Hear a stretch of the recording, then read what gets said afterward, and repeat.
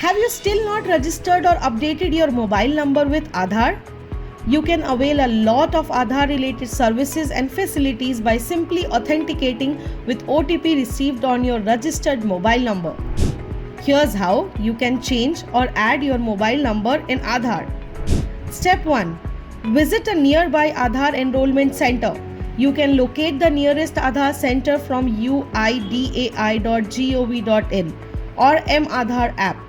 You can also call 1947 to locate your nearest Aadhaar Centre. Step 2. Fill the Aadhaar update correction form by mentioning your new mobile number. Step 3. Submit the form to the Aadhaar executive. Step 4. Validate your details through biometric authentication. Step 5. Pay a nominal fee of ₹50 for this service. Step 6. You will receive an acknowledgement slip with the update request number URN.